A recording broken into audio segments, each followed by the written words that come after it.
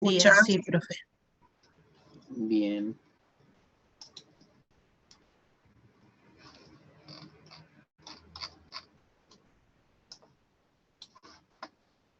Y vamos a probar si se ve bien el PowerPoint. ¿Lo pueden ver ahí? Sí. Se ve. Bien. Ya vamos se por ve. los 109, 110. Podemos ir comenzando la clase. Empezamos con un breve repaso sobre las categorías que vimos la clase pasada. Y la idea en esta clase es terminar con el elemento daño, ¿sí? El elemento daño, mientras se van conectando más estudiantes, vamos haciendo un breve repaso en estos minutos.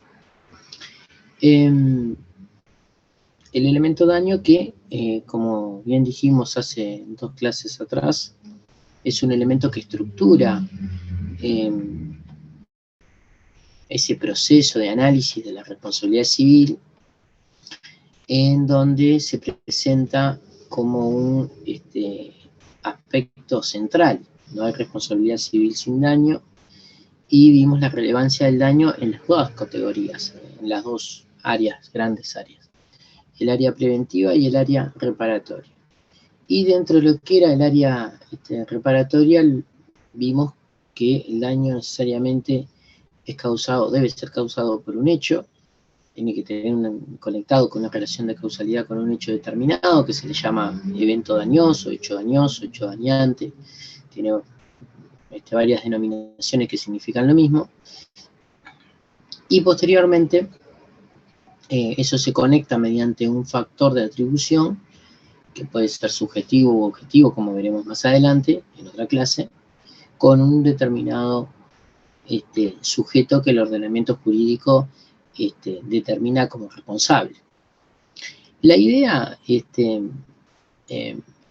fue entonces ver un poco el concepto de daño. Hablamos de un daño en sentido general, después fuimos directamente a lo que es el daño jurídico, o el daño que el ordenamiento jurídico le otorga relevancia para poder reclamar su reparación. Y dentro de esto, luego comenzamos con el análisis del daño en sus diferentes facetas y bueno, aspectos. Vimos la relación del daño con la idea de legitimación, y cuando analizábamos lo que implicaba el derecho, lesión a un derecho subjetivo, un interés legítimo como concepto más restringido. Posteriormente, el daño como una posible lesión a un interés simple, lo que ampliaba la gama de sujetos legitimados, activos para reclamar, pero a su vez ampliaba el concepto de daño, o sea, la relación entre la legitimación, esto es, la posición del sujeto para poder reclamar en función de un daño, en un determinado juicio de responsabilidad, está estrechamente relacionado con el concepto de perjuicio y dónde acaece el perjuicio.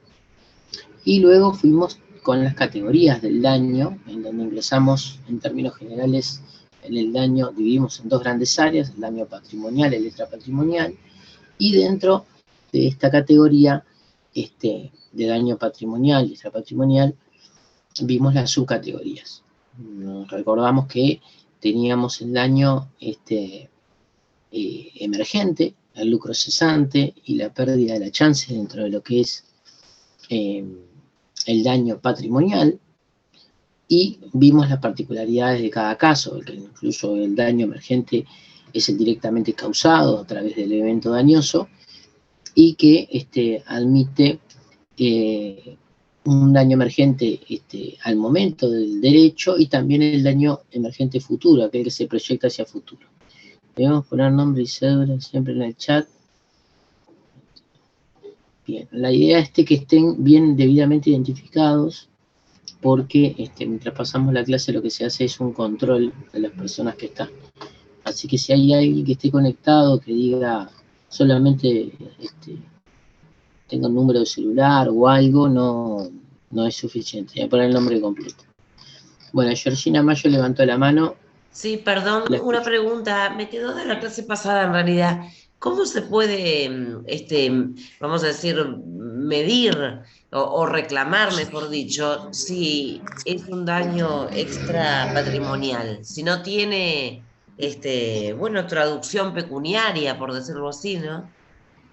Bien, en realidad estimación pecuniaria tiene todo, porque eh, vamos a decir, la estimación es algo que se hace en base a un criterio de discrecionalidad, por así decirlo.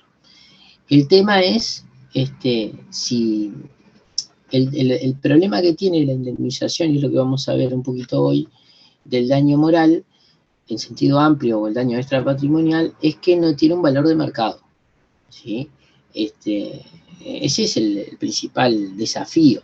Cuando nosotros tenemos que arribar a una suma de dinero para obtener una cifra, para reclamar en un supuesto de daño patrimonial, no presenta mayores problemas. Hay una certeza del daño con todas las características del daño, pero a eso se le agrega que tiene un valor de mercado. La reparación de un auto tiene un valor de mercado,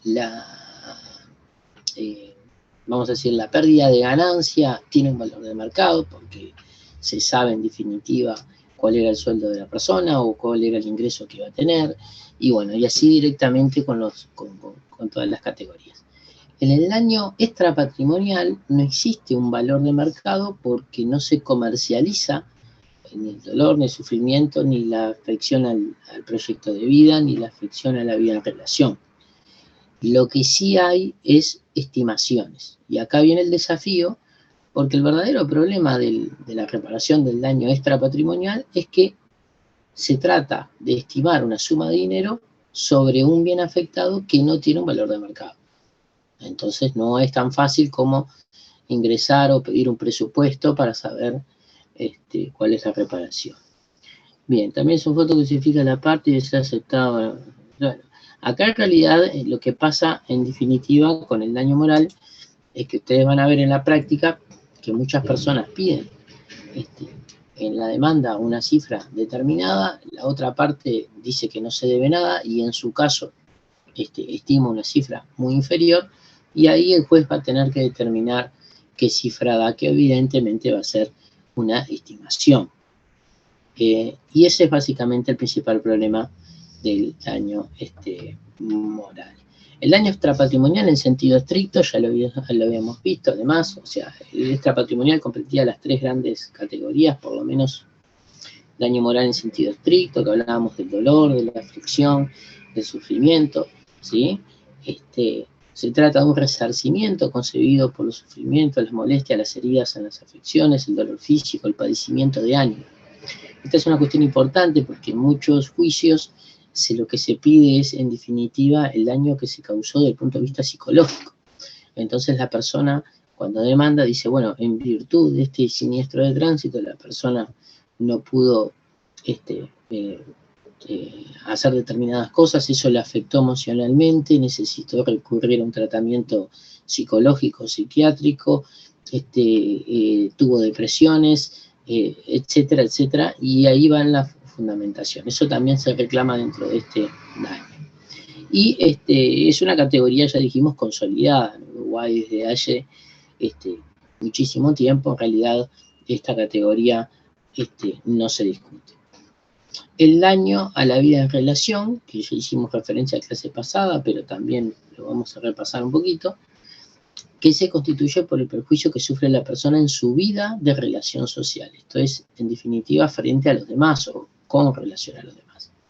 Es decir, la inferioridad para desarrollar vínculos sociales, deportivos, recreativos, artísticos, sexuales, etc.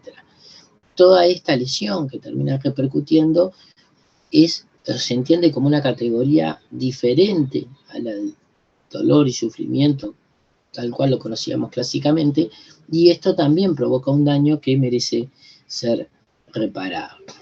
Acá el daño a la vida en relación, en definitiva, presenta diferentes ámbitos, por eso decíamos en anteriormente, y en todos ellos puede ocurrir un daño, un perjuicio, un menoscabo. Por eso se subcategoriza el perjuicio estético, por ejemplo, el perjuicio sexual, el perjuicio juvenil, etcétera, etcétera. El impacto del daño se visualiza con mayor claridad cuando se afecta una actividad que realiza la víctima. Por ejemplo, cuando venía haciendo una determinada actividad y que a raíz del evento dañoso ya no podrá hacerla más. En definitiva, hay que analizar el caso concreto, pero comprendemos y tenemos que saber que el daño a la vida en relación es un aspecto diferente, que se puede diferenciar del daño moral en sentido estricto. Y la tercera categoría, que algunos autores incluyen dentro de la anterior, pero que en realidad si nosotros lo observamos podemos adherir a la posición que la diferencia y dice, bueno, en realidad hablamos de una categoría distinta, es el daño al proyecto de vida, que implica una lesión a las expectativas y proyecciones de la persona en cuanto a su vida, su realización personal, su ser ontológico, su ámbito espiritual interior. Acá viene la diferencia con el daño a la vida en relación. Pues este caso, en definitiva, el daño a la vida en relación atiende al relacionamiento social de la víctima. Y en estos casos no se consideran las relaciones sociales de la víctima, sino su fuero íntimo. O sea, el padecimiento que tiene la persona o el menoscabo por la frustración o la frustración de las proyecciones que ella tenía o hacía podía hacer para su vida. No se trata del dolor o el padecimiento o la aflicción que tiene en virtud del hecho mismo dañoso, sino del que padece por la proyección que esta persona tenía en su fuero interno respecto de su vida hacia el futuro. La persona pensaba o quería hacer determinadas cosas y sabe que no las va a poder hacer. Lo que algunos autores lo diferencian como una categoría diferente y en definitiva admiten que sea reclamado de esta forma. Lo importante básicamente es que este tipo de cuestiones se expresen y se sustancian lo más detalladamente posible para que admitan una reparación distinta. Entonces podrá eventualmente acumularse un daño con otro. Bueno, y el daño moral en sentido estricto no es un presupuesto. Esto quiere decir que tanto esta categoría como el daño a la vida en relación no requieren el dolor como presupuesto para un reclamo. O sea, puedo reclamar solamente el daño al proyecto de vida, o el daño a la vida en relación, o el daño moral individualmente. Todas las categorías son autónomas, como también en sede de responsabilidad patrimonial, porque ahí, en definitiva, los daños patrimoniales también. Ustedes pueden llegar a reclamar daño emergente y ninguna otra categoría más. Ahora, si hay daño emergente y lucro cesante, reclamarán las dos, verán según el caso concreto. Bien. ¿Cuál es la función del daño no patrimonial? Bueno, y acá se presenta esto que decíamos, bueno, ¿qué es lo que pasa cuando ocurre un daño no patrimonial? ¿Qué es lo que se intenta? Se intenta reparar a la víctima, se intenta darle una satisfacción espiritual, se intenta sancionar una conducta. Bueno, esto se ha debatido porque en realidad el sistema de derecho privado en materia de derecho de daños, responsabilidad civil, siempre tiende a la reparación de la víctima. Originalmente nosotros hicimos esa referencia de la culpa al daño, de ese énfasis en el elemento central de responsabilidad que es el daño, dejando de lado el paradigma anterior que atendía siempre al ofensor y al culpable. Esto se explicaba porque la función del derecho civil concebida como era antaño podía entenderse como punitiva. Esto es, lo importante era saber si la persona era culpable o no era culpable, si había hecho el daño con intención o no, para que el ordenamiento jurídico recaiga sobre esa persona y la sancione. La sancione con la finalidad de que ese hecho no vuelva a cometerse y porque no era querido por el ordenamiento jurídico. Si era posible la sanción a través de una indemnización, una suma de dinero, era mejor. Pero en realidad esa era la función, por eso se hacía énfasis tanto en los factores de atribución subjetivos, como la culpa y el dolo.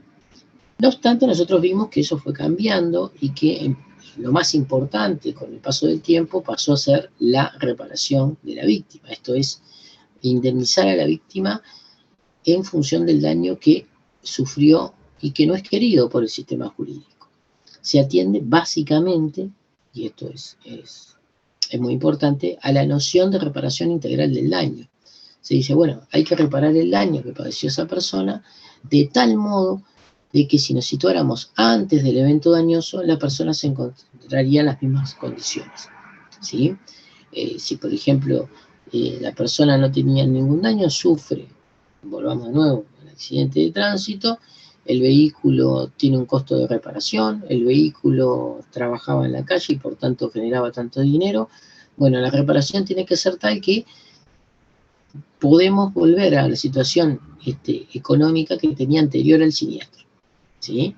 De modo que el sujeto no haya perdido nada de lo que se vio dañado. Pero bueno, en el daño moral esto vuelve a plantear el problema porque la reparación, en definitiva, en el daño moral, es una cuestión que es bastante discutible. En primer lugar, porque no existe un valor, como ya dijimos, de mercado. Y en segundo lugar, porque la estimación de ese dinero en función, si es un dinero lo que se repara, en función de, del juicio de responsabilidad, si bien trata de ser lo menos discrecional posible, es un tema que admite sensibles diferencias, incluso de un sistema jurídico a otro, ¿sí? La primera respuesta que se podría considerar, bueno, dicen, ¿cuál es la función del daño no patrimonial? Bueno, detrás del daño no patrimonial hay una función reparatoria. Para esta corriente, básicamente lo que se dice es que se condena un equivalente al perjuicio. Su finalidad se asemeja al daño patrimonial, esto es colocar a la víctima en la posición que estaría de no haber sufrido las consecuencias del hecho dañado. Ello puede ocurrir por medio de una suma de dinero, y acá viene esto muy interesante, o por medio de algún mecanismo alternativo a la reparación monetaria.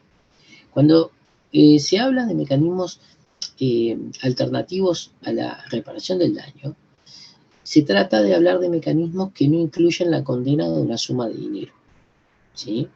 Porque el mecanismo clásico, el ejemplo paradigmático de la reparación del daño es a través de una suma de dinero. Entonces los mecanismos alternativos son aquellos que no son a través de una suma de dinero. Y acá citamos algún ejemplo, como por ejemplo el llamado derecho a respuesta previsto en el artículo 7 de la ley 16.099. También otras adoptadas, si ustedes leen, bueno, primero que el artículo 7 de la ley 16.099, que está recogido también en la Convención Americana de Derechos Humanos, el artículo 14, habla del derecho de respuesta. La Convención Americana habla del derecho de réplica o de respuesta, pero en definitiva acá el concepto de derecho de respuesta comprende las dos cosas, la réplica y la respuesta, y es el caso donde una persona es afectada por informaciones inexactas o agraviantes. ¿Qué es lo que puede hacer esta persona? Bueno, promover este mecanismo y pedir que se publique su respuesta, esto es su versión de los hechos, con una determinada extensión y características que sean iguales a la difusión del mensaje que le agravia, ¿sí? Le agravia o porque es inexacto o porque es directamente agraviante, tiene algún término ofensivo o lo que sea. Lo que sucede es que este mecanismo, para muchas personas, implica la reparación de ese daño que se produce como lesión al honor. Y muchas personas no quieren o no les interesa seguir un juicio de responsabilidad civil para obtener una suma de dinero, y tampoco un juicio de responsabilidad penal para, por ejemplo, que se lo condene por difamación o injurias, sino que lisa y llanamente quieren una respuesta, quieren publicar su versión de los hechos y quieren de alguna forma dejarlo eso plasmado. Si leen este artículo 7 y siguientes de la ley llamada ley de prensa, la 16.099, van a ver cómo opera este mecanismo de respuesta, que es independiente de los juicios penales y civiles, pero que una vez acaecido, para muchas personas implican una forma de reparación. Entonces no les interesa una suma de dinero. También otras adoptadas, dijimos, por la Corte Interamericana de Derechos Humanos, porque ustedes van a ver que en muchas sentencias de la Corte Interamericana de Derechos Humanos, en el propio fallo, al final, la Corte establece determinadas obligaciones, como la colocación de una placa o un monumento en conmemoración a esa persona, que por ejemplo ha fallecido, la publicación de la sentencia en los medios de comunicación, etc. Ha pasado que, o sea, ustedes saben que la Corte Interamericana de Derechos Humanos son juicios que llevan adelante personas particulares contra los estados, ¿sí? Cuando agotan los mecanismos internos y no obtienen esa sentencia favorable, ellos pueden recurrir a la Corte Interamericana de Derechos Humanos. Hay un proceso previo, primero se ve si el caso encuadra dentro de los requisitos para que tramite ante la Corte Interamericana, se hacen informes y posteriormente, si va, la Corte falla sobre el caso. En muchas sentencias la Corte obliga, por ejemplo, a la publicación de la sentencia, la difusión, como modo, en definitiva, también de reparar ese daño moral que se ha causado, de limpiar el nombre de una determinada persona. ¿Algún mecanismo más nuevo que se puede ver ahora? Bueno, a través de los llamados acuerdos reparatorios en materia penal. El Código del Proceso Penal, que empezó a regir a partir del año 2017, no contenía en principio los modos alternativos de reparación del daño, pero sí posteriormente, la ley posterior, los admite, y entre ellos está el acuerdo reparatorio. El acuerdo reparatorio es un acuerdo que llega la víctima y el victimario. En determinados delitos no se permiten todos, pero por ejemplo en los delitos donde hay una lesión al honor se permite, y ahí lo que pasa es que llegan a un acuerdo, luego eso va a una audiencia, el fiscal controla, porque estamos en materia penal, el fiscal controla, se pronuncia a favor o no de ese acuerdo, y el juez controla que se cumplan los requisitos de la ley. Si todo eso se da, el juez homologa ese acuerdo y, en definitiva, si se cumple el acuerdo o pasados 6 meses del plazo para el cumplimiento, se extingue el delito.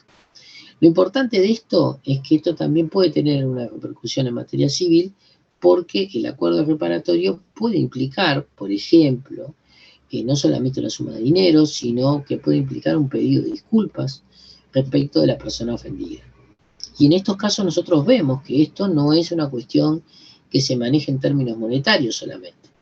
O sea que la función reparatoria de la víctima que padece un daño moral, no patrimonial en sentido amplio, puede ir más allá de una suma de dinero. Y en muchos casos es más importante para la persona la respuesta, el pedido público de disculpas, la difusión de una sentencia en donde se declara su inocencia, frente a todo lo demás, que una suma de dinero. Y acá vemos, en definitiva, pero en todos los casos tienen un denominador común, que es la función reparatoria. Una segunda posición, acá estoy entrando, si van a participar, habilite el micrófono nomás porque así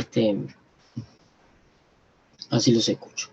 Una segunda función, que entienden algunos autores, es una función satisfactoria. Dice, bueno, en realidad lo que pasa cuando se produce un daño moral es que se otorga un regocijo o satisfacción espiritual a la víctima.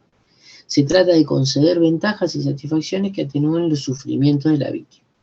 Típico caso, una persona que padece un accidente de tránsito y que, en definitiva, el sujeto dañante, como forma de paliar toda esa situación de estrés que pasó con el accidente y de angustia y etcétera, solventa un viaje, una suma de dinero, por ejemplo, que termina repercutiendo en un viaje al exterior, a determinado lugar a pasear, o a determinado lugar, sea en este país, sea en Uruguay o no, para poder descansar y, bueno, y aliviar ese padecimiento que tuvo. En realidad el dinero no cumple una función de reparación del daño, sino que a través del dinero se puede satisfacer a la víctima otorgándole una ventaja, otorgándole determinados placeres que atenúan los sufrimientos que ha padecido. Esto obviamente merece una crítica, porque en realidad no hay una ecuación dolor-placer, no es un criterio sustentable, y además no es consistente, no es razonable en función de las respuestas diversas frente al daño patrimonial. además de no aplicarse en todos los casos. Por ejemplo, pensemos en una persona que sufre un accidente de tránsito o consume un producto que es altamente nocivo y termina en estado vegetativo. Con estos casos, aquí esta persona no puede aplicarse esta ecuación. Entonces, esto hace entender que si bien en algunos casos la suma de dinero, por ejemplo, condenar, puede haber algo de esto, en definitiva no es la función principal de la reparación del daño no patrimonial. Y una tercera posición, ya tal vez desde el punto de vista más clásico, pero que en realidad cobraría más sentido en cuanto a la dificultad de estimar el daño moral, porque no tiene un valor de mercado, es la que dice que, bueno, en realidad no se puede indemnizar el daño no patrimonial. Pero en realidad lo que hace el sistema jurídico es aplicar una pena responsable, ¿sí? Lo sanciona. No podemos aplicar una función reparatoria, entonces ¿qué hace el sistema jurídico? Sanciona al responsable.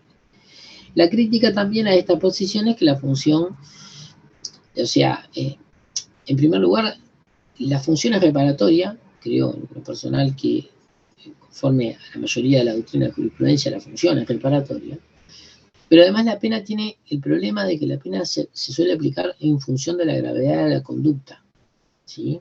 Y aquí en realidad la reparación parte de una lógica diferente, atiende de la gravedad del daño, ¿sí? No de la gravedad de la conducta del otro sujeto.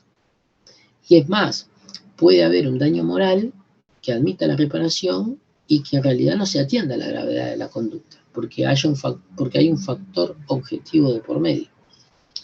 Entonces esa es una primera crítica a la función punitiva.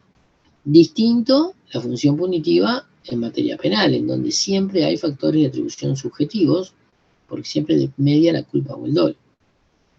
Y otra gran crítica que se le hace es que no se transmite a los herederos, o sea, en definitiva, si entendiéramos que la pena es el criterio de la función del daño no patrimonial, tendríamos este problema que en derecho civil sí ocurre. Nosotros vimos, en definitiva, el daño iure hereditatis, esto es, de regla, el derecho civil admite la transmisión de los daños a los sucesores, para que estos, aún fallezca la víctima directa, pueda posteriormente reclamar, ¿sí? Y esto no ocurriría si entenderíamos que es una función netamente punitiva. Bueno, en términos generales, podríamos concluir que sí, que la función es reparatoria, por todos los argumentos que dijimos, más allá de que existe una enorme dificultad al momento de cuantificar el daño moral o, en sentido amplio, o no patrimonial. Bien, ¿esto quedó claro? Profesor, una pregunta. Sí. Esta presentación no la encontré en EVA. ¿Ya está en EVA? No, no la pusimos. Después que vayan tomando apunte, y acá estoy leyendo un poquito lo que me ponen. Sí, el derecho de respuesta, después lea el artículo 7 de la 16.099, que básicamente dice que sí, tiene que ser, o sea, se difunde en los mismos medios, por la misma extensión, tiene que tener determinadas características, cuestión de poder determinar que la persona, en función del propio mensaje que fue perjudicado, sea reivindicado. Esa es básicamente la cuestión. Bueno, si no hay dudas, continuamos con la siguiente. Bien, para parte de la jurisprudencia y de la doctrina, se refiere a que debe existir una entidad mínima del daño no patrimonial para que se configure, o para que sea reparable, ¿sí? En esta posición, para que el daño sea reparable, debe tener una cierta magnitud, ¿sí? Pues si el perjuicio tiene escasa gravedad, esto es un perjuicio que puede entenderse que no tenga una cierta relevancia, el daño no se configura, ¿sí? A la gravedad del daño, esto quedó mal, La gravedad del daño quedará a criterio del juez, quien analizará la prueba en cada caso concreto. ¿Sí? ¿Esto qué quiere decir? Que si se hace un juicio de responsabilidad y están demandando todo lo que puedan demandar, daño emergente, lucro cesante, la pérdida de la chance, cuando vayan al daño moral, para esta posición tiene que haber un daño moral, por ejemplo, o no patrimonial, se reclaman todas las categorías, o otras categorías, que sea más, de determinada magnitud. Si no tiene una cierta relevancia o magnitud, se desestima. O sea, uno de los requisitos para que pueda proceder la reparación es que existe un daño grave. Si yo simplemente digo que a raíz del accidente de tránsito estuve nervioso varios días y bueno, y después durante unos días no quería salir a la calle y después, bueno, no tardé 2 semanas en aprender a volver a manejar, puede entenderse que la gravedad del daño del padecimiento no es relevante, no alcanza una cierta entidad mínima, y por tanto desestimarse. Y por tanto la condena se desestima. Para otra posición, en cambio, que va más acorde con el principio de reparación integral del daño, aún el daño sea escaso, al existir como tal debe ser reparado. O sea, esta posición parte de que la magnitud del daño solo tiene relevancia para determinar el monto. Obviamente que si la persona a raíz del accidente de tránsito sufrió una fuerte depresión, estuvo 2 meses internado, con tratamiento psicológico durante 3 años y psiquiátrico y medicación, no es lo mismo que la persona que tiene el accidente y que pasó nervioso 2 días. Pero en esta posición dicen, bueno, igual el padecimiento, así sea mínimo, tiene que indemnizarse porque esto atiende a la reparación integral del daño. Y además, la relevancia, vamos a decir, la magnitud del daño, solo tiene importancia cuando se trata de determinar el monto con el que se va a indemnizar o reparar, pero no en cuanto a su posibilidad de reclamación. Parten de la base de que todo individuo tiene derecho a que se le indemnice el daño, no importando la entidad del mismo. La entidad mínima, en lo que dicen, si se adopta la posición anterior, queda sujeta a la discrecionalidad del juez, permitiendo que lo que para un juez es mínimo, o sea mínimo, para otro no lo sea. ¿Entienden esta posición? Acá podría entenderse, y acá también es otra cuestión discutible, imagínense en un juicio en donde se reclama determinado daño no patrimonial. Y si entendemos que se debe exigir una entidad mínima, puede llegar a pasar incluso, ¿sí?, que un determinado magistrado tenga el caso para resolver y diga, no, en realidad acá no hay ni siquiera un daño mínimo, no hay un daño relevante, no patrimonial, y por tanto no voy a condenar. Pero capaz que ese mismo caso, en manos de otro juez, dice, no, sí, en realidad acá yo entiendo que sí, por lo menos un daño de cierta magnitud hay, y condenamos a la reparación. Queda la discrecionalidad del magistrado, es una de las críticas que en definitiva se hace, porque va a ser el que va a apreciar y va a determinar si tiene esa entidad mínima que requiere esta posición primera que mencionamos. Bien. ¿Hasta acá vamos claros? Bien.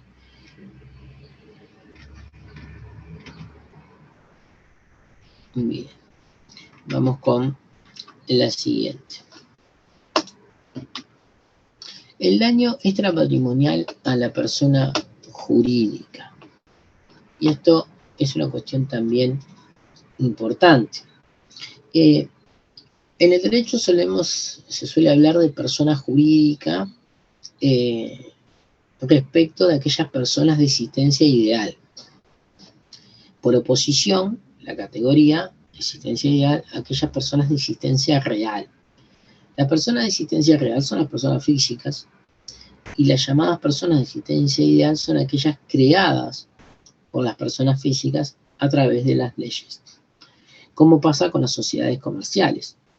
Ustedes saben que las sociedades comerciales a través de la ley de sociedades comerciales, el artículo 2, tienen personería jurídica y por tanto son sujetos de derecho.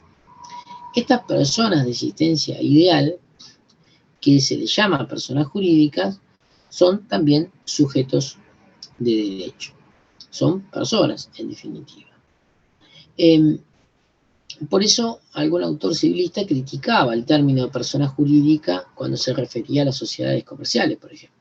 Porque en realidad personas jurídicas somos todos. Lo que pasa es que algunas personas jurídicas somos de existencia real y las personas físicas, lo que somos todos nosotros, y algunas son de existencia ideal o de creación del ser humano, como las sociedades comerciales. El daño extrapatrimonial se ve claramente con las personas de existencia real. Esto es, las personas físicas que padecen una aflicción, un dolor, un sufrimiento, un daño a la vida en relación, un daño al proyecto de vida. El problema está en determinar si puede existir daño extrapatrimonial o no patrimonial en aquellas personas de existencia ideal. Y pongamos un ejemplo cualquiera. Una sociedad comercial, vamos a poner una sociedad anónima, una sociedad de responsabilidad limitada, pueden, por ejemplo, sufrir un daño extrapatrimonial o no patrimonial. Esa es una pregunta importante y en realidad no es una pregunta nueva, viene ya hace mucho tiempo planteándose en materia jurídica. Antes de ir a esta cuestión que capaz que ustedes lo vieron, me interesaría saber, en definitiva, qué piensan, si tienen alguna opinión al respecto o han podido leer algo. Esto también avisamos. Es muy importante que ustedes, más allá de concurrir a las clases, puedan, con la bibliografía que se les dio en EVA, repasar todos estos temas. Miren que son temas importantes y además son temas que se preguntan mucho, tanto el daño como los restantes elementos que vamos a ver. Entonces ustedes no pueden no saber el concepto de daño, las categorías del daño y las diferentes particularidades que hay dentro de cada categoría del daño, o cuál es el fundamento del mismo. En esta cuestión también es una cuestión importante y no sé si alguien ha leído algo, es importante eso también que puedan leer para la clase. La persona llamada persona jurídica, persona de existencia ideal, puede padecer daño moral en sentido amplio.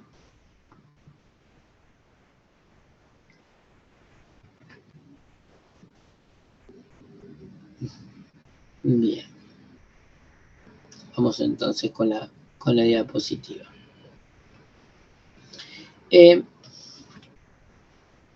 Acá básicamente hay varias respuestas. Es un tema debatido. La primera posición dice que no es admisible, pues estas no pueden padecer dolor o sufrimiento. En esta primera posición es una corriente que tiene sus orígenes cuando se empieza a desarrollar todo el concepto de daño moral, y daño moral en un sentido estricto, esto es como dolor, como sufrimiento, como aflicción que padece una determinada persona, y lo que se concluye primeramente en el desarrollo de la teoría del daño moral es que es inadmisible, ¿sí?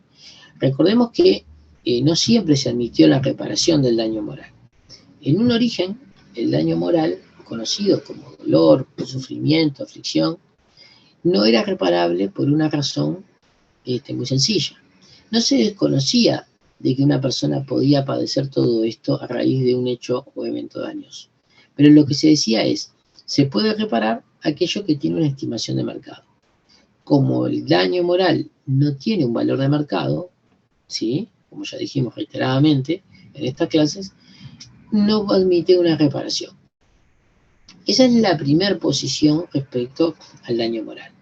Posteriormente, lo que se desarrolló es aquella idea de decir, bueno, sí es cierto, no tiene una estimación en el mercado, pero tampoco podemos dejar este daño sin una determinada reparación. Y la vía, por lo menos más común o más posible de estimar este daño, porque se tiene que estimar, no hay un valor cierto, es a través de una suma de dinero. Y es ahí donde se empieza a desarrollar esa idea de la necesidad de reparar el daño moral, primero en sentido estricto, a través de una suma de dinero. Una corriente que luego desarrollada y que se empezó a expandir, no tuvo retroceso. Es más, hasta se emplearon los conceptos de daño no patrimonial, las categorías. Esta primera posición tiene mucho que ver con esa primera originaria, porque en definitiva lo que nos dice es, no es admisible el daño a la persona de existencia ideal, por ejemplo, a estas sociedades comerciales, para poner un ejemplo, pues estas no pueden padecer un dolor y un sufrimiento. O sea, una sociedad anónima no puede tener dolor, aflicción o sufrimiento. Solamente es posible esto en las personas físicas. Por tanto, no se puede reparar y no se debe condenar por daño extrapatrimonial cuando se trata del sujeto aparentemente dañado, una persona de existencia ideal, de creación jurídica. Una segunda posición dice, bueno, como el daño no patrimonial no es solo dolor o sufrimiento, ¿sí? Nosotros vimos el daño a la vida de relación, el daño al proyecto de vida, el daño es admisible, por ejemplo, por afectar la vida de relación. Y pueden llegar a decir, bueno, en realidad la sociedad comercial, en el caso que venimos haciendo, opera dentro de lo que es el mundo jurídico, tiene diferentes actividades y además su vida en relación, esto es, de la sociedad respecto de vamos a decir, la sociedad anónima o la SRL, por poner un ejemplo cualquiera, respecto de todas de toda la comunidad, puede verse afectada en función de este daño no patrimonial causado. Y por tanto esto tiene que ser reparado y por tanto se admite el daño patrimonial. No entendido como dolor y sufrimiento, lo cual se reconoce propio de la persona física, pero sí teniendo y partiendo de la base de que puede haber otro tipo de daño moral como el de la vida en relación que vimos recién. Una tercera posición dice, bueno, no, si bien el daño moral implica dolor en todos los casos, o no implica dolor en todos los casos, el mismo reparable pues se proyecta en cada uno de los integrantes de dicha persona jurídica. O sea, en esta tercera posición dice, está bien, puede haber un daño a la vida en relación, y por tanto le dan la razón a esta segunda posición, pero dicen, bueno, si hay casos, aún en casos donde haya dolor, padecimiento, sufrimiento de la persona, es evidente que la persona mal llamada jurídica o de existencia ideal no lo va a padecer si es claro que estas personas están compuestas por personas de existencia real, entonces por personas físicas. Y ese dolor, esa aflicción, ese sufrimiento se proyecta en los integrantes de esa persona jurídica. Por tanto, en definitiva, puede ser reparable o admite la reparación. Y acá, en definitiva, bueno, va la pregunta que no la pudieron contestar antes, pero que tienen la chance de hacerlo ahora. ¿Cuál les parece de estas tres posiciones o qué les parece a ustedes al respecto de la reparación del daño extrapatrimonial en la persona jurídica, la llamada persona jurídica? A ver, Sebastián Torres. Para mí tendrían que ampliar el concepto de daño moral como para que se aplique la segunda. Pero, bien, podría ser. Sí. Concluís que puede haber un daño a la vida en relación. Exacto. De la sociedad comercial, por ejemplo, fue un ejemplo que pusimos claro, porque a través de la ley de sociedades comerciales se ve claramente el tema de la persona jurídica, en función de todo su entorno, ¿no? Y cómo lo afecta. Está bien, es una posición bien. Vamos primero con Yamila y después con Marlene. El daño a personas jurídicas o a empresas existe. Digo, en la reputación de una empresa. Si yo digo que una empresa X hace un producto defectuoso o que daña la salud de las personas, estoy afectando la reputación. Entonces el daño existe. Que la jurisprudencia, las leyes no lo vean como tangible, no significa que no exista. Hay una acción que voy a poner como ejemplo. Cristiano Ronaldo sacó la botella de un refresco y dijo no, agua, y le hizo caer las acciones. Si eso no es si no es un daño patrimonial a la empresa, ¿qué es? Más allá de si estamos de acuerdo con la acción de Cristiano o no. Hay cosas que se llama principio de la realidad, donde rompen los ojos que hay existencia de daño. Bien, a ver, Marlene, y Buenos luego vamos días. con Teixeira. Buenos Con días, Claudia. profesor. En cuanto, bueno, yo me iría por la tercera posición porque dice si el bien o el daño moral implica dolor a todos los casos, o sea, se está refiriendo a todo, ya sea persona jurídica, ya sea un proyecto, a todos los integrantes. Yo me voy por eso. Bien, Claudia Teixeira. Buen día. Yo analizando, me inclinaría sí en la tercera, pero también tengo una duda cuando es una sociedad anónima, ¿cómo quedaría esa situación? Pero en realidad me inclino por la tercera, sí, posición. Bien, esa es una buena pregunta. En cuanto a la...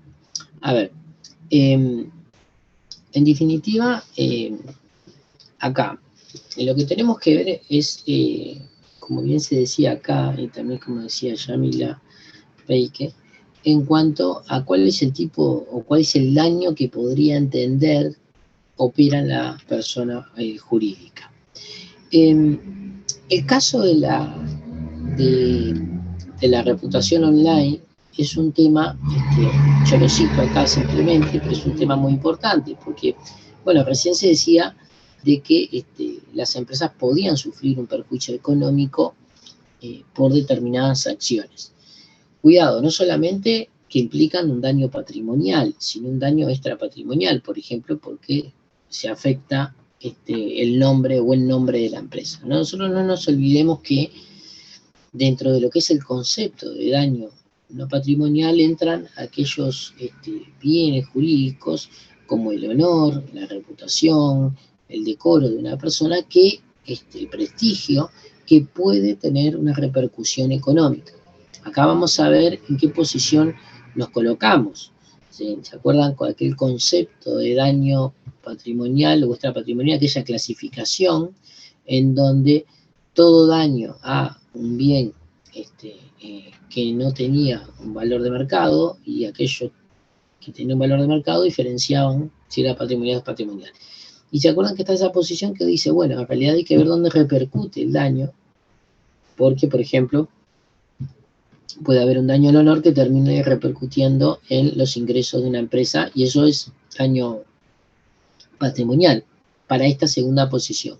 Y lo mismo a la inversa, un daño a la propiedad de un bien, si tiene un valor afectivo, también va a tener una proyección como extrapatrimonial. Eso hay que ver el caso concreto. Pero el tema de la reputación online es algo muy actual, al punto de que determinadas empresas contratan a otras empresas que se tratan, o sea, que su función principal es velar por el buen nombre de la empresa. ¿Por qué? Porque se encargan estas empresas de observar cuál es la calidad de los servicios, de las plataformas en las calificaciones. Ustedes ven que van a ingresar a determinadas plataformas y tienen 5 estrellas, 4 estrellas, lo que sea. También se encargan de observar cuáles son las críticas que se le hacen a determinada empresa, por ejemplo, la satisfacción o no del servicio que se presta. Hay una importancia cada vez más relevante en este tipo de cuestiones. Y en realidad acá lo que se habla es de una reputación, pero no de una persona, que obviamente la puede tener y la tiene, tanto online como fuera de internet, sino de las personas, y especialmente acá de las empresas que tratan de mantener ese estándar para obtener más ventas y tener mejores calificaciones. Y acá puede haber evidentemente un daño causado a una persona jurídica, llamada persona jurídica, en donde admita la reparación, ¿sí? Y además, otro de los casos tal vez más claros, más allá del dolor y del sufrimiento, que en realidad es el daño moral en sentido estricto, en donde acá sería una cuestión discutible, y acá hablaban de la sociedad anónima. Sí, la sociedad anónima tiene el mayor problema de que los socios no se conocen, ¿sí? Hay mecanismos muy específicos para saber quiénes son los que integran una sociedad anónima, como por ejemplo la teoría del disregar, que está establecida en la ley de sociedades comerciales, en donde en determinados casos se permite, después lo verán más claramente en comercial, correr el velo, se llama, lo que consiste esa teoría, para saber quiénes son los que están detrás en esa sociedad comercial. En otros casos no, porque hay sociedades, las que no son anónimas, en donde se conoce quiénes son los integrantes. Ahí capaz que podríamos ver más claramente esta tercera posición, pero lo cierto es que sea de una forma u otra, puede una persona de existencia ideal, una llamada persona jurídica, padecer daño moral, y esto es importante porque puede ameritar la reclamación en el juicio. En la reputación online, cuando se afecta la reputación online, puede ser un claro ejemplo de eso. Tal vez no porque la empresa pierda tantas ventas, capaz que pierde o no, sino porque a la empresa no le interesa que le interesa ver indemnizado o reparado de alguna forma ese daño que se ha hecho a su reputación. E imagínense que a veces en estos casos, como ya dijimos, es más importante la retractación de quien hizo una determinada información que no es cierta, el derecho a poder pronunciarse como el derecho de réplica, etcétera, etcétera, ¿sí? Pensemos en los mecanismos alternativos de la reparación del daño. Bueno, esto como primer tema a discutir, véanlo, está muy claro en el Tratado de Derecho de Daños, pero hay bibliografía al respecto, es importante. Bueno, y acá venimos en el tema que ustedes ya venían preguntando desde el principio de esta clase, que es el problema de la cuantificación. Cuando vamos a hacer una demanda por daño moral, ¿cuánto vamos a pedir? Bueno, en el daño patrimonial vimos que es muy claro. Basta averiguar los valores de mercado, hacer una determinada operación en matemática para arribar a una cifra en la que se va a reclamar. La persona perdió de trabajar 3 meses, ganaba 30.000 pesos por mes, bueno, reclamamos 90.000 pesos por esa pérdida de ganancia, a lo que, bueno, obviamente van a ir reajustes de intereses. O el daño del vehículo, según el valor de mercado y de reparación, lleva $2.000 en repuestos y $1.000 en mano de obra. Reclamamos $3.000. Y ahí vamos viendo, en definitiva, cómo se configura el daño patrimonial. El extrapatrimonial tiene este problema. O sea, se trata de reparar o indemnizar un daño que no tiene ni puede tener una estimación o valoración en el mercado. O sea, no solamente que no tiene, no puede tener. Y ahí empieza el problema de cómo nosotros arribamos a una cifra de dinero. Muchas demandas, cuando tratan de reclamar un daño moral, lisa y llanamente no dicen cómo arriban a esa cifra. Por ejemplo, describen en qué consistió el dolor, el padecimiento, la afectación a la vida en relación, y luego dicen, bueno, reclamamos $50.000 por daño moral. No dicen cómo llegan a esa cifra, como puede pasar con otras, ¿sí? Como ya dijimos, el lucro cesante o el daño invertido. Profe, ¿lo puedo interrumpir? Sí, sí. Perdón, es lo que yo le ponía desde hoy, que yo entiendo que cuando es un daño moral, por ejemplo, el resarcimiento de la muerte de un hijo, en realidad el juez siempre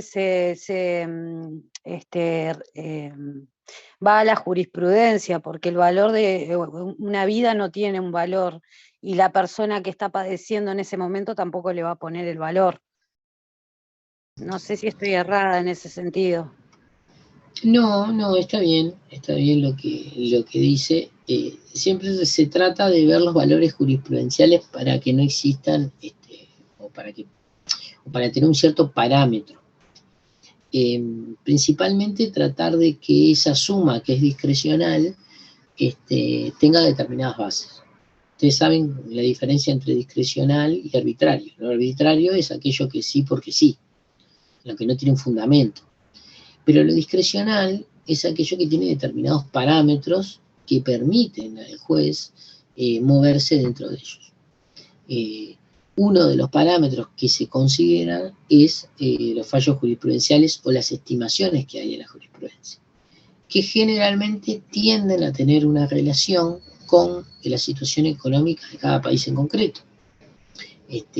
Hace muchos años hubo una jornada, cuando ustedes capaz que estaban en el liceo, ni siquiera habían entrado en el liceo, acá en Uruguay, hubo una jornada en donde vinieron algunos profesores argentinos y algunos de ellos obviamente estaban asombrados de las sumas por daño moral, porque allá se daba 10 veces más en términos de indemnización. O sea, lo que acá se podía dar capaz que por $30.000, que a veces se estima la muerte de un familiar directo en esa cifra, ya se daba 300.000. O sea, depende también del lugar y cómo se estime, porque obviamente no hay un valor, o sea, es incalculable la muerte de un ser querido fruto de un accidente de tránsito. Y seguramente que no haya dinero para compensarlo también es cierto. El tema es que hay que poner un monto. Hay que tratar de delimitarlo porque de alguna forma hay que fallar. Y se trata de ser lo menos arbitrario posible. Pero eso que decía Melanie en cuanto a la jurisprudencia, sí es así.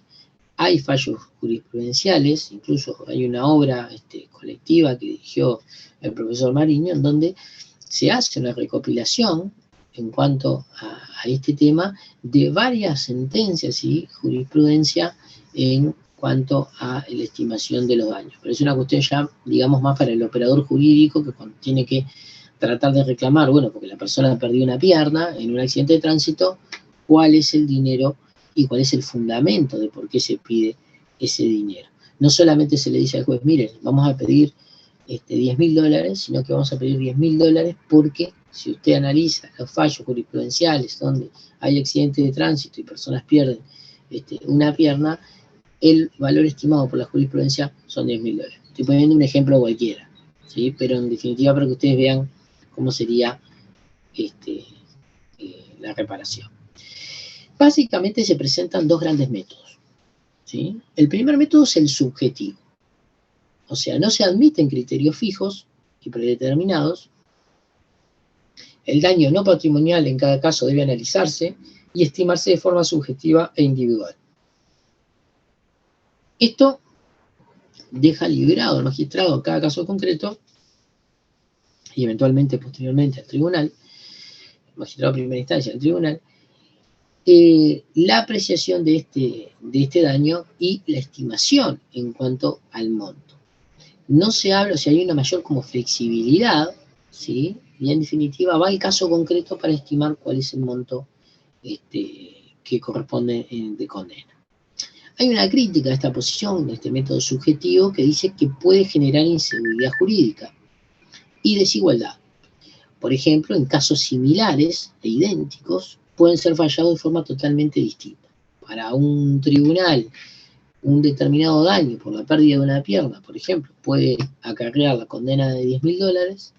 Para otro tribunal, ese mismo daño, ¿sí?, puede acarrear una suma de $60.000.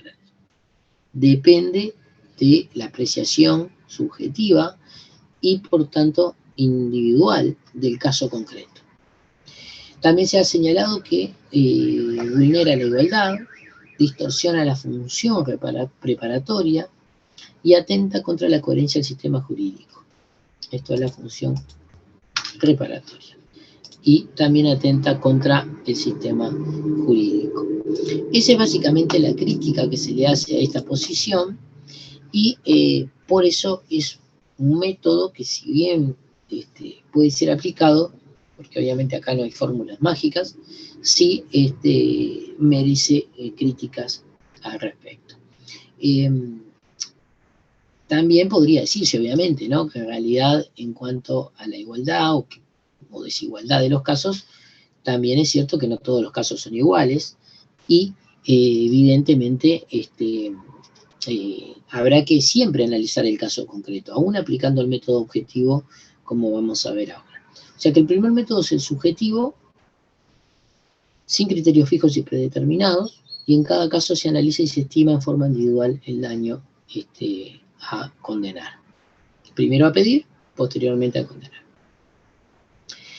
Pero las críticas que llevan este método subjetivo, especialmente el tema relacionado en que se aparta de parámetros objetivos y que pueden ser muy desiguales las sentencias por casos muy similares, lleva a que muchos autores se inclinen por el llamado método objetivo. En este caso, el juez debe emplear criterios objetivos, buscando una igualdad y coherencia en los fallos judiciales, ¿sí? Ya no se trata de la apreciación del caso concreto, sino en definitiva de emplear criterios que sean lo más objetivos posibles para arribar a esa suma de dinero a condenar. Y acá hay determinados pasos que se pueden ir cumpliendo en base al método objetivo para arribar en definitiva a la condena, o por lo menos al monto a reclamar en la demanda, ¿sí? El método objetivo lo que hace es suponer determinadas etapas que están predeterminadas conforme ha señalado la doctrina. Básicamente, este método emplea varias cuestiones. Por un lado, el estudio de las sentencias de los tribunales. Generalmente se habla de los tribunales donde hay pluralidad de jueces, los tribunales de apelaciones, y acá, como estamos hablando de daños civiles, son los tribunales de apelaciones civil, por eso el TAC, los TAC.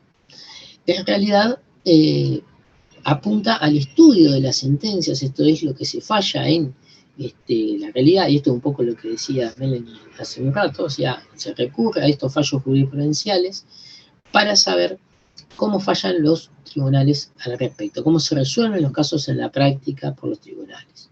Existe una categorización de los supuestos de hechos en donde tratan de dar cierta clasificación en base a las características del caso concreto, ¿sí? Se trata de buscar las características similares de ese caso que permiten una cierta tipificación. Bueno, hablábamos de la lesión a la pierna, con pérdida de la pierna, o la lesión a una mano con pérdida de la mano completa, o de pérdida de un dedo, bueno, y ahí vamos según el caso concreto. Luego una ordenación de las categorías por la jerarquía de la lesión padecida, o sea, muchas veces se trata de tomar determinadas lesiones para tratar de luego ordenarlas en un orden vamos a decir, de gravedad, en cuanto a la lesión, y incluso se han formado como tablas en donde pueden recurrirse y decir, bueno, las lesiones en estos casos a determinada cuestión se han cuantificado de tal forma. También se recurre al estudio de los montos y fijación del punto de referencia, o sea, el monto y una fijación del punto de referencia, se obtiene un valor medio o promedio entre los montos máximos y mínimos fallados por la jurisprudencia, ¿sí? Por ejemplo, se hace un relevamiento de los casos y se dice, bueno, con este daño a esta determinada cuestión, se llega a determinados montos como máximo, mínimo, y ahí se obtiene un promedio.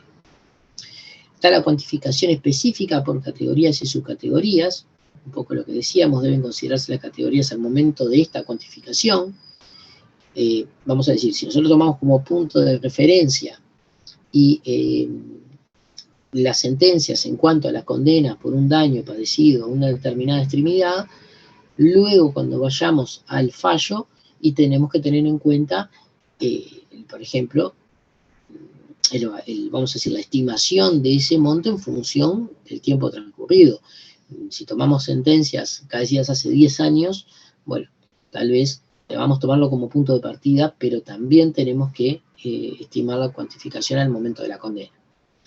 Bueno, cuantificación del monto considerado en el caso concreto, y esto es lo que decíamos un poco, el aplicar el método objetivo no implica de que no se atienda el caso concreto, porque pueden haber particularidades, y de hecho lo hay, en el caso concreto, que determinen que si bien el caso es idéntico o casi idéntico a los que se toman como punto de referencia, en este caso concreto merezca un abatimiento o un incremento en el monto, que evidentemente no se va a ir mucho más de lo que es el punto de referencia que tomamos, pero que vamos a tener una cierta base.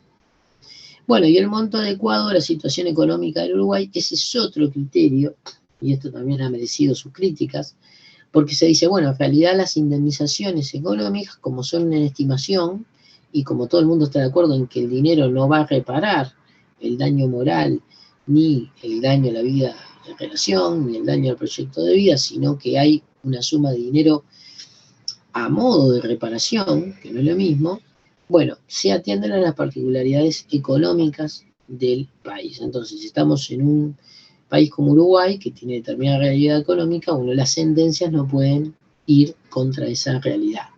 Por ejemplo, no podría haber una condena en Uruguay por la pérdida, por ejemplo, de un brazo, cuando la persona está viva y solamente, y digo solamente en un sentido no despectivo, sino que es bastante grave perder un brazo, pero digo, al haberlo perdido no se puede condenar, por ejemplo, a $3 millones. ¿Sí? Eso sería un argumento para aquellos que entienden que dice, bueno, hay que atender también a la situación económica del país que se trata, en este caso de Uruguay. Este método, referimos, también merece muchas críticas. Tiene críticas porque no hay un método perfecto, o sea, no hay un camino para decir, esta es la forma adecuada para resolver la problemática de la estimación del daño moral. No lo hay. Hay determinadas pautas, se han elaborado determinados puntos de referencia, en este caso los fallos de los tribunales, el estudio de las categorías de los daños, etcétera, pero en realidad no hay un método único. Y también, o que es infalible, esto también merece críticas, y, por ejemplo, algunas de ellas las mencionamos ahora. Este método no indaga en la totalidad de las sentencias, suele pasar que no se pueden conocer la totalidad de las sentencias y que evidentemente sería muy dificultoso hacerlo en cada caso concreto. Se realizan cuantificaciones globales, esto suele pasar y es una cuestión también importante, pero que también muchas veces se trata en la demanda. O sea, lo que decíamos, a veces se dice, bueno, en realidad la persona padeció dolor, sufrimiento, además se vio privada de seguir haciendo su actividad deportiva, se vio lesionada en su relación de pareja, y además, bueno, en su proyecto de vida. Pero, en definitiva, se reclama $50.000 por daño no patrimonial. Así muchas veces se reclama y así muchas veces se condena. Esto es, no existe una diferenciación, en muchos casos, en algunos sí, no existe una diferenciación en saber por qué se condena a determinado monto. Las condenas generalmente suelen ser globales y dicen, bueno, por todo el concepto de daño no patrimonial se condena a $20.000. Pero las demandas muchas veces no lo hacen cuando reclaman, y también eso es importante. El problema basado en las circunstancias del monto tomado como referencia, en tanto observó las particularidades de caso concreto en ese entonces, también es una crítica, esta yo creo que es una crítica entre todo bastante salvable, porque lo que dicen en definitiva es que tomamos como punto de referencia, o podemos tomar sentencias que acaecieron hace mucho tiempo, y que evidentemente al momento de fallar no son los mismos los valores. Pero bueno, eso es una cuestión de apreciar el tiempo en el que ocurrieron esos hechos y tratar de también estimar un monto que sea más adecuado a la realidad. Y la última crítica es que la situación económica del medio debe basarse en criterios científicos. ¿Qué quiere decir esto? Bueno, podemos decir, en Uruguay hay una determinada realidad económica, pero para yo entender qué sentencias pueden atentar contra esa realidad económica o desconocer esa realidad económica, por ejemplo, poniendo incluso en riesgo la sucesión de sentencias desproporcionadas en esta lógica, tengo que saber, en definitiva, cuál es la realidad económica desde un punto de vista científico. O sea, tengo que tener un estudio, un criterio científico que me diga, bueno, Uruguay podría demandarse hasta tal monto por daño moral, porque según el número de casos y demandas que hay por daño moral, si se condena por determinadas cifras, iría no sería adecuado a la situación económica del lugar. Bueno, esto en realidad es algo que también es importante, pero hoy día yo creo que se atienden en función de las sentencias generalmente que ya existen, de atender a parámetros que sean lo más adecuado posible a esa estimación. Pero bueno, es una crítica también fuerte al respecto. Bueno, no sé si en esta cuestión, a ver, Melanie Chirinos, te quería decir algo. Profesor, si una pregunta está escuchándolo, por ejemplo, ¿no sería el mismo caso o la misma aplicación si le sucediera a una persona de 60 años o 50 años que a un joven de 18 o 20 años? O sea, para mí... Sí, es que cada caso es concreto también, ¿no? Por ejemplo, el daño a la vida en relación, tal vez en ese caso podría eventualmente, pero hay que ver el caso concreto, ¿no? Eventualmente ser mayor, por así decirlo. O la aflicción y el daño moral de una persona que yo qué sé, que hacía mucho deporte, que salía, capaz que no es lo mismo de la persona que nunca salía de la casa, ¿sí? Hay que ver el caso concreto. A ver, Alexis Rodríguez. Buen día, profe. A mí me quedó una duda de la clase pasada sobre el daño iure hereditatis. ¿Cómo me la puedo responder? Sí. Si, por ejemplo, yo inicio una demanda y fallezco, mis herederos se pueden basar en el iure hereditatis. En la misma demanda, por ejemplo, alegando un hecho nuevo, adjuntando mi partida de función, o tienen que demandar de nuevo. No, en realidad lo que pasa con el daño iure hereditatis es que se puede acariciar en varias categorías del daño moral, del daño en general, porque puede haber lucro cesante, por ejemplo, daño emergente. Lo que se requiere es que vamos a decir, el daño haya ingresado en la esfera jurídica de la persona que luego termina falleciendo, necesariamente. Entonces, en ese caso, ¿qué va a hacer la persona heredera, por así decirlo? Vamos a poner un caso bien sencillo. Es una persona que solamente tiene un hijo, nadie más, y es además su único heredero. La persona está 3 meses internada y luego fallece. El hijo en ese caso va a reclamar, primero por todos los daños que él padece. Por ejemplo, el dolor y sufrimiento por la pérdida de su padre y todo lo que tenga que reclamar. Y posteriormente, en la misma demanda, puede reclamar, en la misma demanda, todo es una misma acción, el daño iure hereditatis, esto es el que heredó. Pero que lo heredó porque su padre lo padeció en vida. Si la muerte hubiese sido instantánea, no hay daño iure hereditatis. Por ejemplo, en el lucro cesante, el padre trabajaba y ganaba muy bien, esos 3 meses que estuvo internado, se privó de la ganancia. Se reclama el lucro cesante. Si, por ejemplo, el padre tuvo un daño emergente, que además lo padeció, como por ejemplo todos los gastos de internación y medicación, también lo va a reclamar, porque lo padeció, ingresó en la esfera jurídica del padre y luego por la sucesión en la esfera jurídica del hijo. Si el padre estuvo consciente sufriendo esos 3 meses en el hospital, va a reclamar el daño moral, en ese caso en sentido estricto, porque el padre lo padeció y posteriormente el hijo lo heredó luego de la muerte. O sea, toda una misma demanda se reclaman todos esos daños. No sé si quedó capaz que un poquito más claro. Sí, profe, pero yo decía más bien cuando yo ya inicié la demanda y posteriormente a eso fallezco. Si ahí continúa el mismo proceso. Bueno, ahí está. Ahí en realidad no es que se muere la persona y muere el juicio. La demanda la pueden seguir los sucesores, ¿sí? Y en ese caso lo que pedirá el sucesor es una ampliación de demanda, porque ocurrió un hecho nuevo en el transcurso del juicio, ¿sí? Por ejemplo, que murió el padre. También suele pasar muchas veces, y ahí directamente hay una ampliación, en donde también hay que dar todas las garantías para que la otra parte pueda pronunciarse, etc.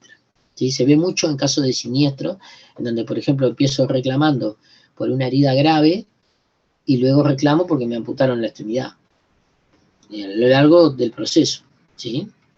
A ver, Melanie. Sí, profe, gracias. Profe, yo creo que, por ejemplo, si él a lo que yo estoy entendiendo, ¿no? El padre murió y tiene un hijo y él quedó con esa demanda, como dice, ¿no? Por eso es que mencionó. Pienso que el hijo debe responder con el patrimonio que el padre tenía. Y cuidado, pero acá lo que planteaba recién Alexia Rodríguez era el caso donde los que reclaman son los dos. O sea, reclama primero el padre porque sufrió un accidente, él está reclamando, no es que lo demandan, reclama y posteriormente fallece. Eso es lo que plantea él. Como ejemplo, la muerte de un hijo, que se entiende que la madre no debe probar el sufrimiento. Bien, acá hay una cuestión. Los daños in re ipsa son daños ilimitados. Acá lo digo más que nada por lo que comentaba en el chat Melanie Aria. Los daños in re ipsa son aquellos que no son donde no es necesario probar el daño. Acá hay cuestiones que esa interpretación, daños in re ipsa, son reservados a una categoría muy delimitada de daños, y es más, muchas veces no hay acuerdo jurisprudencial en si son in re ipsa o no. ¿Por qué? Porque perfectamente puede venir, por ejemplo, el caso de la madre que se le muere un hijo. Puede parecer muy evidente, pero también puede llegar a venir el demandado, y acá van ustedes si están defendiendo un demandado, en decir, bueno, no siempre que una madre pierde un hijo hay un dolor y padecimiento, porque mire, y acá traen toda la prueba, la madre nunca lo quiso, lo dejó en el INAU, nunca lo visitaba, nunca lo apoyó, no sufrió por la muerte del hijo, por ejemplo. O sea, todo ojo que acá tiene dos cuestiones. A veces los daños pero puede pasar, porque además es una cuestión del caso concreto. Generalmente podemos decir, en la inmensa mayoría de los casos, sí, la madre que pierde un hijo tiene un dolor y sufrimiento que vamos a decir, con una meridiana diligencia lo prueban en un juicio, ¿sí? Pero hay que ver el caso concreto, porque hay casos y casos, ¿no? Y hay relaciones y relaciones. Reclamo por la muerte de un hermano que hace 20 años no le hablo, que no quería saber nada con él, pero como se murió, me sumé a la demanda. Hay que ver el caso concreto. Capaz que sí, era un hermano con mucha comunicación y vienen los testigos y decían, sí, miren, siempre se veían, salían a pescar, eran grandes amigos, todo lo que viene. Hay que probarlo por las dudas. Ojo con los daños in re ipsa, principalmente cuando ejerzan, que no se confíen en un juicio, de que porque es in re ipsa no van a tener carga de la prueba. O sea, porque hay que ver después todo lo que ustedes no pusieron en la demanda, en la contestación. Después de la contestación hay cosas que van a poder agregar por el 118.3 del CGP y hay cosas que directamente no van a poder agregar porque le precluyó la etapa procesal. Bien, bueno, ya estamos en hora. Para la clase que viene, tanto la del miércoles como la del viernes, va a ir el segundo elemento de la responsabilidad civil, que es el nexo causal o la relación de causalidad. Este es un elemento funcional que conecta el daño con el evento o hecho dañante. Lo van a ver el miércoles y el viernes que viene, así que estudien sobre el tema. La bibliografía básica ya está dada en la plataforma EVA. Bueno, que tengan el resto de buen día y un saludo para todos. Gracias, profesor. Gracias, profesor.